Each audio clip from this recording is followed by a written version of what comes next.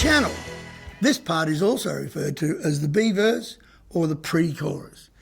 It's not as seemingly popular as it was in previous generations of writers, but it still appears often and is a very powerful method of achieving three important things. A, it sets up the transition between the verse and the chorus. B, it's designed to change the momentum of the song, thus renewing the audience concentration. And C, by its very nature, it seriously aids in the learning of the song. I'm going to call it the channel. Let's say we have 4 lines of lyric in a verse, and these lines go over a repetitive or only slightly changing musical bed. We've created the musical mood and the lyric information to encourage our audience forward. Now we introduce a new piece, the channel. This piece will musically need to change from the verse structure, and it will do so in an expansive way. It typically has an increasingly higher and more intense melody build, and it has inherent musical tension, using a new chord structure that will hopefully catapult our audience headlong into the waiting chorus. The biggest moment in this channel will be the last bar or two. If we've chosen our chords right, the last chord or two will be of an unresolved nature. In other words, they will hold us suspended until the first bar of the chorus, which will have a chord that releases all that suspense and tension. As this tension builds, so does the melody over it. So, an example in the key of C might be that the last chord of the channel is an F or a G or even a B flat if you resolve the first bar of the chorus with the C, which is the tonic chord. Could even be a D minor or an A minor, although these aren't as obviously dramatic. Take care in choosing the way forward musically here. If you don't pull off the tension and the suspense, this section will just lay there and maybe have the reverse effect on the audience.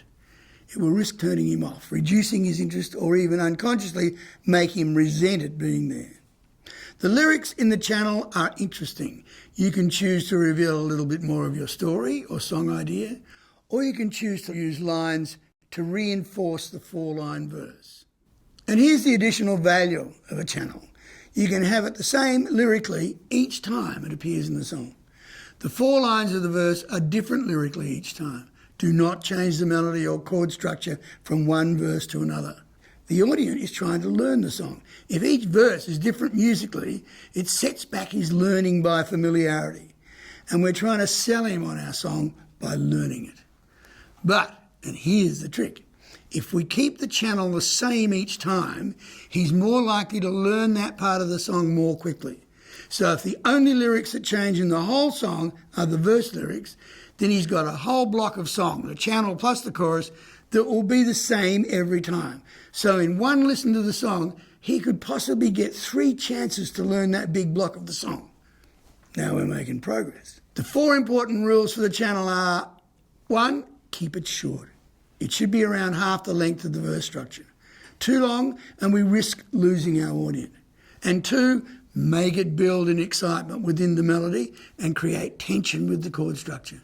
And 3, never steal lyrics from the verse or the chorus for the channel. That means also trying not to use the song title in the channel.